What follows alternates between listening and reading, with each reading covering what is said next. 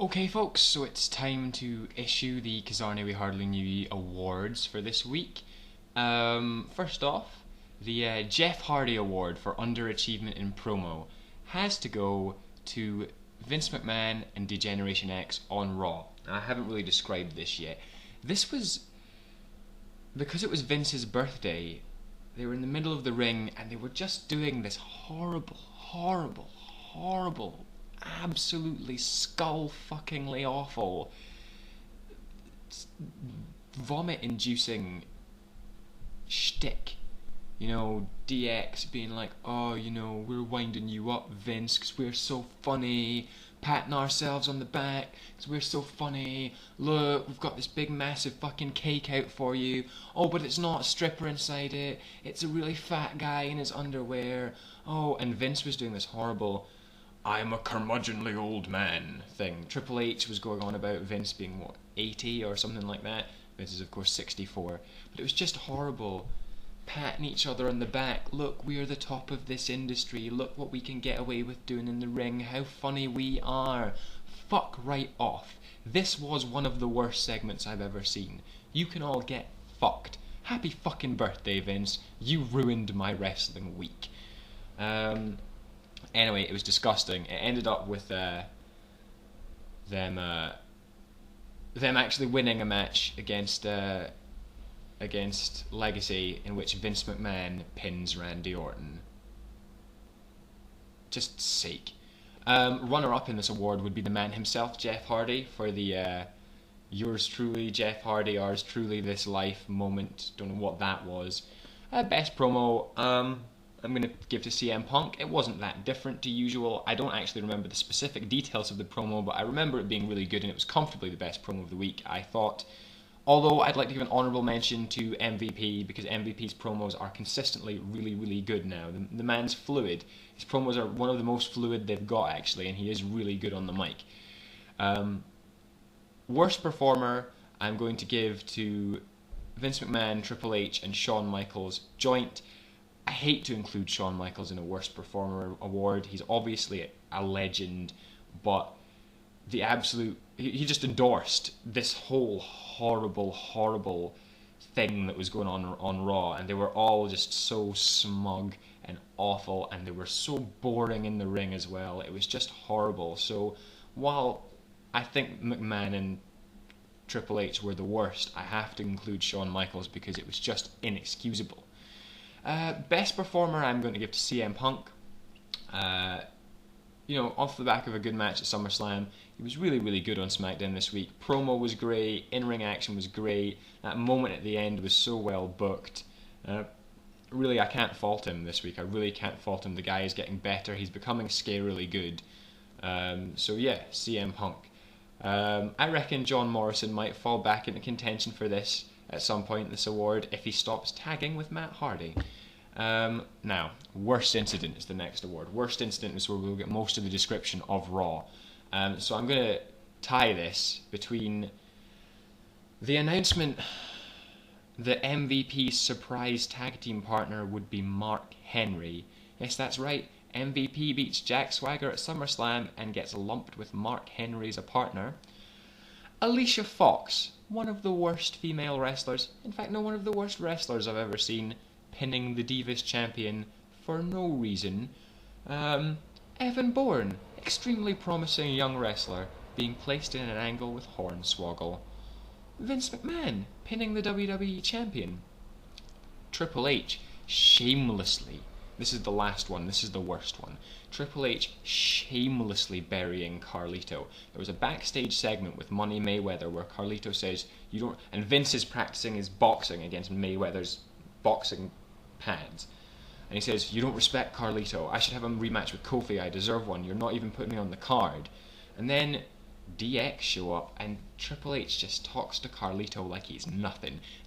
I've never seen such an absolute blatant example of disrespect in the back. They just absolutely talked, and it's not, you know, yeah, it's wrestling, yeah, it's an angle, but you can tell that Triple H really means it, and he says it because he can get away with it. They were just talking to Carlito like dirt. And then they have a bit where Triple H says something really unpleasant, basically about how he's fucking Stephanie McMahon, and Vince gets annoyed and misses the pad and hits Carlito in the face and punches Carlito out.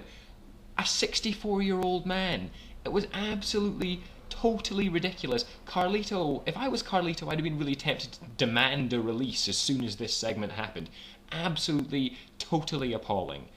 Anyway, best incident was definitely CM Punk hitting Jeff Hardy with the World Heavyweight title during his emotional farewell. But I'm going to give honourable personal mentions to the fact that I became aware that Lillian Garcia is finally fucking off, and also to the Neighbours incident. Now, Neighbours, for those of you who don't know, especially any of you who live in America, you probably won't have heard of Neighbours. Neighbours is an Australian soap opera that is quite popular in the UK. It's trash television, absolute car crash television, but moderately entertaining. And I mentioned the Neighbours incident because this week, it certainly was screened in the UK this week, Batista made a brief cameo appearance on Neighbours and was promptly out-acted by a small fat child. I posted a link to this in the description of this video, and it's fucking hilarious. And I think my favourite bit of the whole thing is that the small child's opening gambit to describe Batista's awesomeness is, "You might be able to defeat Mark Henry." Oh, just glorious. Glorious, glorious, glorious. I loved it. Callum loved it. You guys might be a bit puzzled by it, I don't know, but that is definitely one of my best incidents of the week. The Mike ADAMLE Award for Underachievement in Commentary, I was really struggling to think of something for this week because there was nothing that was standing out. But I found something. I'm giving it this week to Matt Stryker for referring to William Regal as Philistine, a word which means roughly the opposite of Regal's long-standing refined Englishman gimmick. Matt Stryker used to be an English teacher. How he can possibly think that Philistine is the correct word to describe William Regal, I do not know. Stryker then proceeded to be extremely irritating for the duration of that match. I think Stryker is potentially really good, but he's just so smug and he tries way too hard. And, you know, I don't mind him referring to William Regal as Master Regal once every now and again, but he just point blank refuses to refer to him as William Regal, his in-ring name. Anyway, use of the word Philistine, but I'd also like to give an honourable mention to Todd Grisham, as I would like to do every week in this award, for JR's constantly having to cut him off during the steel cage match because he kept chatting about irrelevant, pointless shit. Worst show was Raw. That was a very, very bad Raw, one of the worst in a while. Perhaps not the worst, but not as bad as the Piven Raw, but I would say it was the second worst behind that. Best show was Smackdown, but it was a pretty poor week for shows, to be honest. Certainly a poor week for actual in-ring wrestling, but I would give Smackdown the best show. I'd largely give it that due to CM Punk. He can take a lot of credit for that. Worst match I'm going to give to Melina versus Layla on SmackDown, which was just awful, like nothing good about it at all, as you would expect. And I'm going to give honourable mentions to the other Divas match, which was a 6 Divas tag match on Raw, which was shocking, and Cryme Tyme versus Jerishow on SmackDown because it was not good, and the booking pissed me off again, as I've mentioned. Best match I'm going to give to CM Punk against Jeff Hardy in the steel cage, but I'm going to give an honourable mention to Christian versus William Regal on ECW, and the fact that that match was so good really, really irritated me because of the way that they were just tossed to the side at SummerSlam. Anyway, that's the awards for the week. I unfortunately do not have time to do the Q&A this week. I'm already running very late for another appointment. I'm sorry, guys. I'd just like to state before I go away, the big news this week is that Bryan Danielson, amazing wrestler, has said that he's agreed in principle to a contract with WWE. If he comes to WWE and gets buried, I am going to absolutely fucking rage. But he only weighs 185 pounds, so he doesn't fit Vince's ideal of what a champion should be. Will he get involved in an excellent angle with, say, Chris Jericho to decide who the best wrestler in the world is? Or will he get squashed by Batista? Time will tell.